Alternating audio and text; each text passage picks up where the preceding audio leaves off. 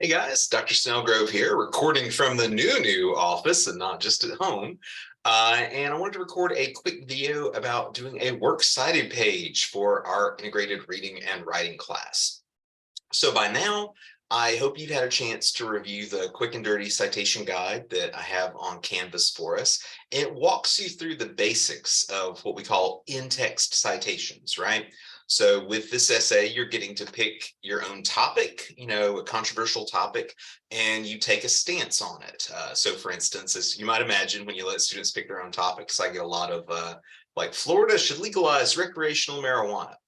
All right, and then part of the essay is that you are bringing in outside sources to help back you up, right? So like one of your arguments might be Florida could make a lot of money by legalizing this and taxing it. It's like, well, how much money could Florida make? In order to do that, you're going to have to do some outside research and say, well, here's how much, say, Colorado made last year. And you can extrapolate that, like, okay, Florida could make X more, due to differences in population numbers and stuff like that. But one of the quirks, if you call it a quirk, of MLA citation is that the parenthetical citation doesn't really give us a lot, right? You can get away with a quote and then parentheses Smith 42, to show us the page number and the last name, or hey, with an online source, just parentheses Smith. And you might have been wondering, like why am I able to get away with that? That doesn't really tell my reader that much. Somebody named Smith said this, okay. But the reason you can get away with it is that all research papers for MLA have to have a works cited page. So this is a completely separate page. It appears after your essay. And so the works, and it sadly does not count towards the page count before you ask me. But the works cited page gives us all the other information about the source. So if a reader is like, oh, I wonder who the Smith person is, they go to your works cited page. It's like Smith, Jane, and then it's got the article title. It's got the website that it was published on, all of that good stuff. All right, so that's the bad news, if you call it the bad news. Yes, you have to create a works cited page to go along with this paper. But I do have a little bit of good news. I wanted to show you a website that you don't have to use it. I have no way of knowing if you used it, but if you do use it, I'm willing to bet it's going to make this whole process a lot easier for you. All right, so let me do the share screen thing over here. My ancient computer, I'm hitting the button.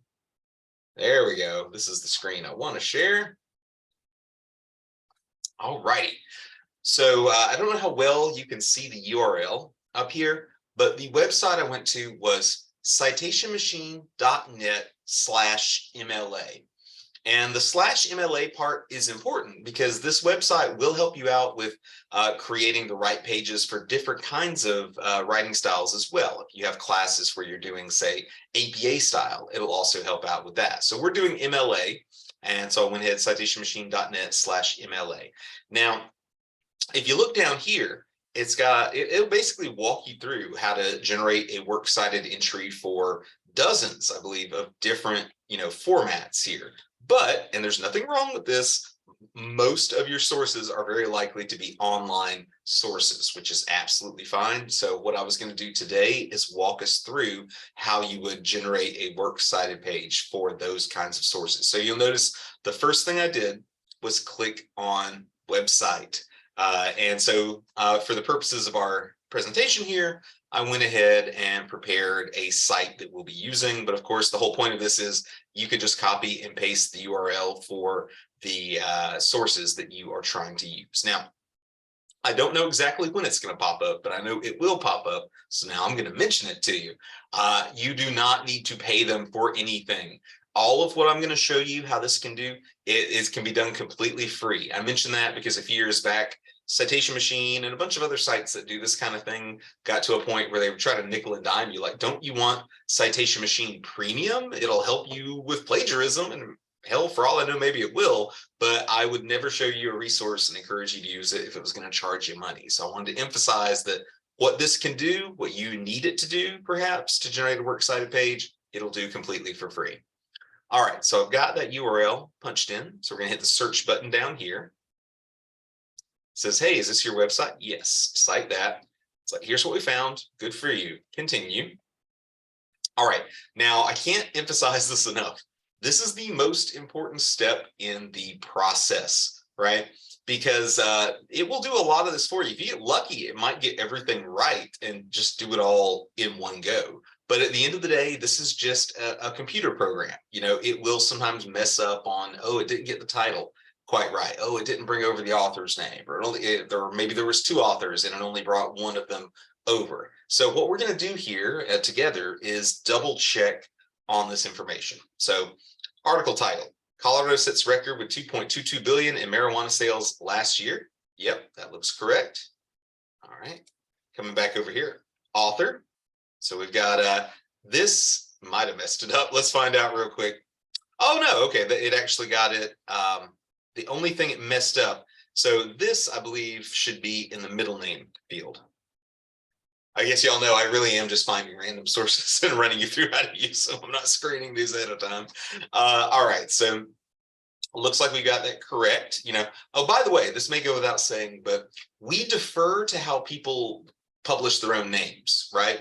So there's a lot of writers would not have a middle initial or middle name as part of their publication name. She does. So that's why we have this here. But, you know, most articles, I dare say, would just be like Dave Smith, Jane Smith, that kind of thing, with nothing that you have to put in the middle initial or middle name slot. All right.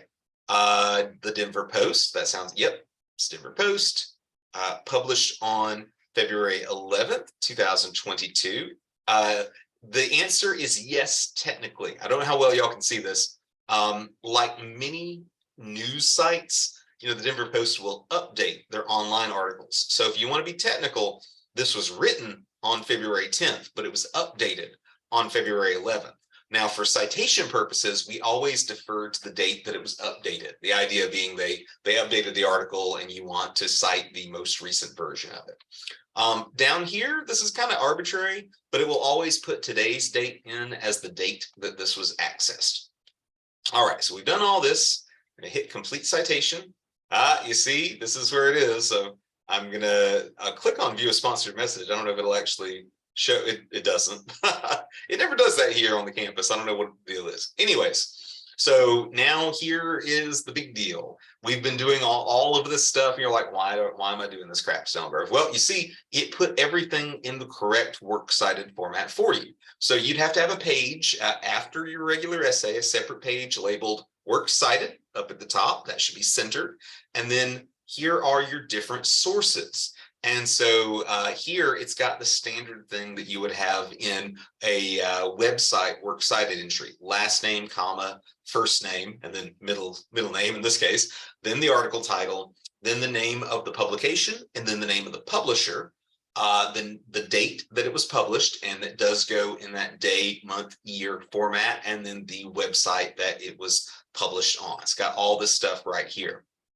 Now, this ancient computer, I don't know, it'll take too long, I think, if I try to start Microsoft Word, but I was going to say, one of the things that's interesting about this to me, you can copy over one citation at a time. And well, we only have one citation right now, but the little cookies, or whatever you call them on this website, will keep track of different sources. So if you have like one afternoon where you're formatting all your stuff like this, it will go ahead and put them in alphabetized works cited order for you, and then you can hit the copy all button and it'll bring all your citations over, so you don't just have to do it one at a time.